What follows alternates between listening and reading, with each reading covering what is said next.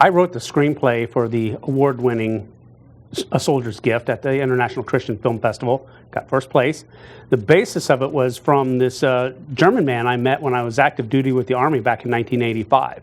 And he told me about how an American soldier saved his life when he was 12 years old and ended up getting this gift.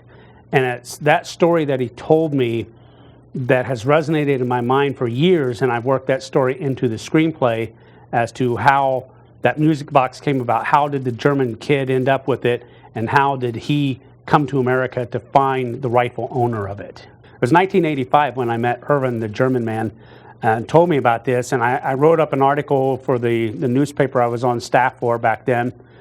And I've had the idea for a long time. It wasn't until about 2007, the pastor of the church I was going to had mentioned that I should be writing screenplays, and I gave him excuses why I was afraid and didn't know what I was doing, and he shot down every one of those excuses and said, you're afraid, and I believe God has it in your heart that you need to create this screenplay, so get writing.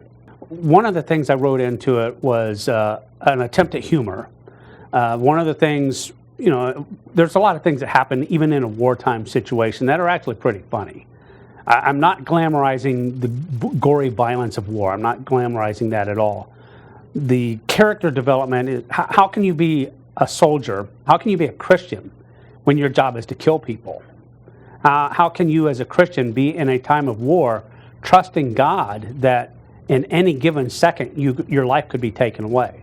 So it's overcoming fear, overcoming current issues of the time. Even back in the 70s, there was a lot of racial tension. And I see that today, and I think we as Christians, we need to step past that. So that's one of the parts that I wrote into the screenplay is how do we overcome some of the racial prejudices that were predominant in the 40s from World War II, but I still see on the nightly news. And that was one of the big things I decided to write into the screenplay. With the 761st Tank Battalion, the very first African-American armor unit to ever serve in the U.S. Army. Actually, I was just told today that it is a chick flick, and I'm thinking, I didn't write a chick flick. I don't want it to be targeted to a single audience. I really want to hope that from about teenagers on up, the Dove Foundation did give it a rating, and they recommended not for younger children because there is wartime violence. It's not what I'm highlighting, but I think it could be a drama, an adventure that from around about 13 on up, people should come into that type of audience. And now I've had 3 women tell me, said, did you write this as a chick flick? And it's like, well, no, there's not really even a romantic involvement in there. And she says, yeah, but there is. And she pointed out the whole love, forgiveness issue is a love story because it's based on Christ, based on his forgiveness. Right now, I'm in the process of waiting on the Lord to provide sponsors, funders. The Bible says twice, the laborer is worthy of his hire.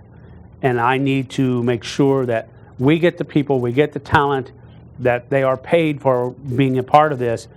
And that's where we need to go right now. As soon as we find financial sponsors, I've got everything or most everything lined up. Uniforms, equipment, tanks, working Sherman tanks, aircraft of the era. I've got all those things lined up, but they need to be paid. And that's what we're looking to do. We want people to get involved right now and show their financial support so we can get this movie into theaters, into distribution, and let people take a look at it.